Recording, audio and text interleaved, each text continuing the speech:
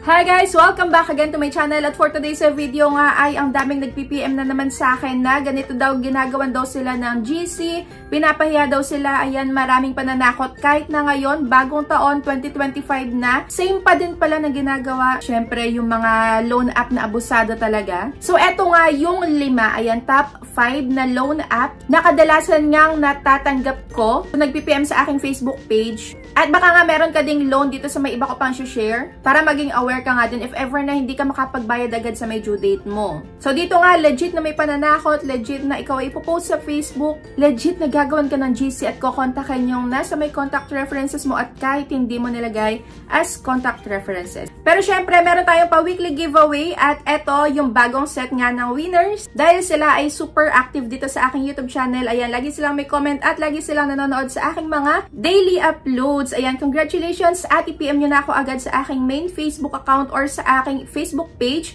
para ma-claim nyo nga yung prize nyo. So, ayan, thank you so much. So, going back na nga, at unahin na nga dito yung loan app na MyPera. Ayan, nakapag-try na ba kayo dito sa may MyPera? Ayan, comment down below kung ano yung na-experience nyo dito. Ayan, nag-email sa akin na nangihingi nga ng tulong dahil puro haras na nga daw at pressure yung ginagawa sa kanya ng Ola na to. So, yun na nga ay ang MyPera. So, ipa-flash ko dito yung text message sa kanya.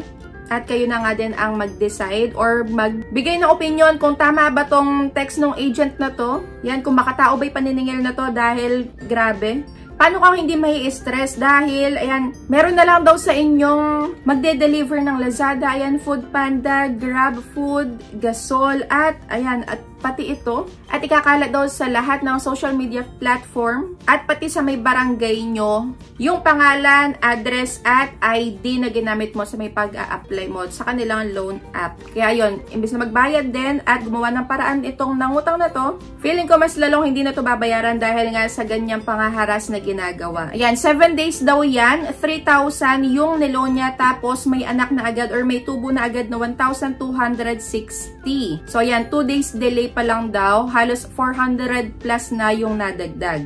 So nag-search nga din ako online kung ano yung mga na-experience na iba at eto yung comment nung isa, ayan, dead man na lang daw ang pinakamabisang paraan at balikan na lang kapag may sapat na pambayad na habang sinasagot nyo yan, lalo nanggigigil yung mga yan. Tama naman. Kaya yung kailangan nyo isagot, ayan, makiusap kayo kung pwedeng principal amount lang yung pwedeng ibigay nyo dahil super sagad na kayo sa loan. Pagka hindi sila pumayag ay deadmahin nyo na talaga at balikan nyo na lang para sa peace of mind nyo kapag may pambayad na kayo, so go. At ang pangalawa nga ay ang cash peso. So, eto yung sabi niya. Ayan, tatago ko na lang din yung pangalan dahil, ayan, pa-hide daw ng identity. So, inaharas daw kasi siya araw-araw at nagte-text sa kanya ang cash peso. So, ipa-flash ko din dito yung text message galing dito sa my app na to. At pinagbabantaan na nga siya dito na, ayan, ipopost siya sa my Facebook at lalagyan nga daw ng caption yung mukha niya. So, ayan, nag-email din to kasama yung picture mo, pati yung ID. At puro mura na nga, tad-tad na siya ng mura.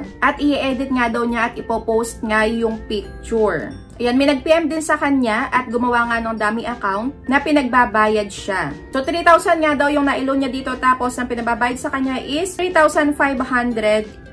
Ayan, 7 days lang din to. At 2 days pa lang, hinaharas na siya agad.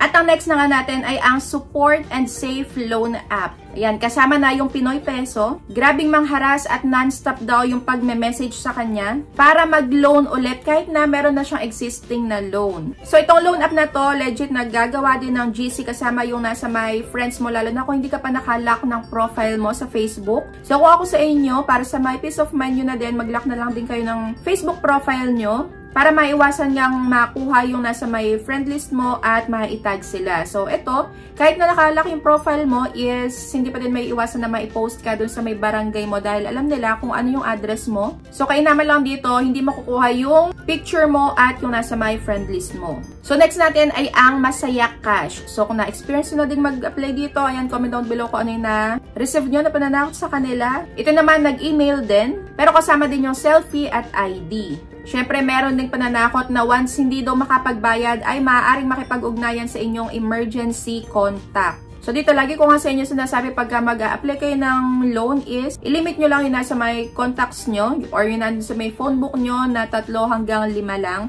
Para in case nga na, ayun, maliit kayo ng pagbabayad, wala na silang iba pang mahaharas sa may list mo, kundi yung, ayun, relatives mo lang or yung family members mo lang. Dapat yun lang yung nakalagay dun sa my phone book mo. At last na nga ay ang Andali Cash. So, dito na-delay lang daw siya ng pagbabayad ng extension. Ay, napakabastos na daw mag-text nung agent dito sa may Andali Cash. Ayan, bastos yung agent at ang dami nilang ginagamit na number. So, yun talaga yung consequence pagka hindi nakapagbayad agad on or before the due date. So, yung lagi ko din sinasabi pagka magre-review ko na lagi niyong basahin yung loan details nyo, kung kailan yung due date, kung short term lang ba yan na 7 days. Kung malaki yung makakaltas, pag nakita nyo yon at hindi naman swak sa inyo, ay huwag nyo na lang ding tanggapin. Lalo na doon sa may 7 days na yun, kung wala ka pa talagang pambayad, is huwag nyo na talagang tanggapin para maiwasan nga yung mga ganitong pangyayari. So, ano nga ba yung dapat mong i-reply or isagot sa mga ganitong klaseng pananakot? So, syempre, kung magre-reply ka, huwag kang mag-react kung ikaw ay talagang emotional, ayan, gigil na gigil din at galit na galit. So, pwede mo nga i-reply kung ano yung dahilan mo bakit hindi ka nakapagbayad agad sa may due date mo at pwede ka ding magsabi ng nangangako ka na ganito ka magbabayad at syempre, dapat to pa rin din natin pagka ganong nagsabi tayo para alam na nga nila at pwedeng malesen nga yung pagtawag sa inyo gamit yung iba't ibang number kasi nagbigay ka na nga ng date, exact date kung kailan ka magbabayad. Pero kung walang-wala ka na talagang pambayad, ayan, pwede mong i-ask sila sa may customer service or dun sa may nag-text sa'yo kung pwede ba na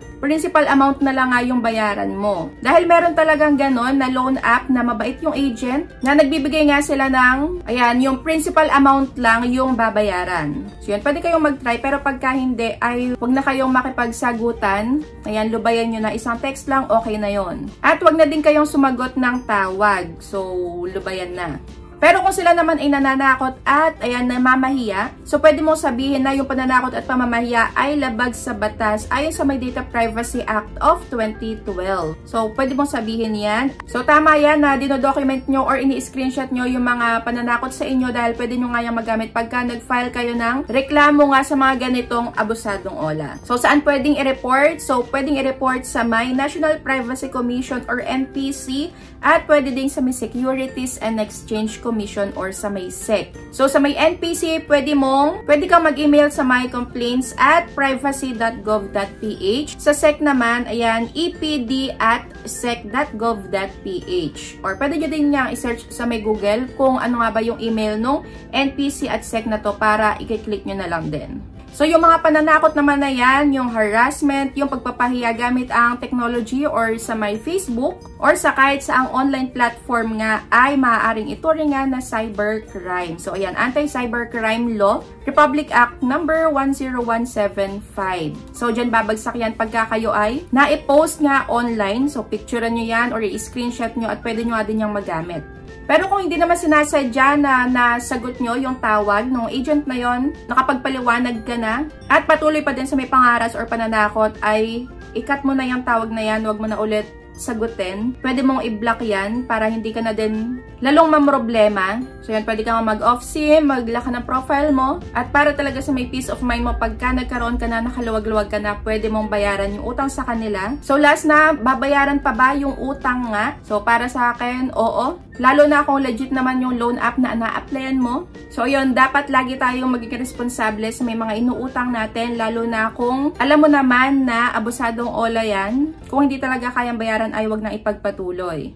So that's it for today's video. Kung meron pa kayong mga OLA na hindi ko nabanggit dito na nakakaranas nga kayo ng pananakot ay lagay nyo na din yan sa may comment section para maging aware nga din yung iba at maiwasan na yung paglo-loan dyan sa mga OLA na yan. So that's it for today's video. Thank you for watching and see you on my next vlog. Bye!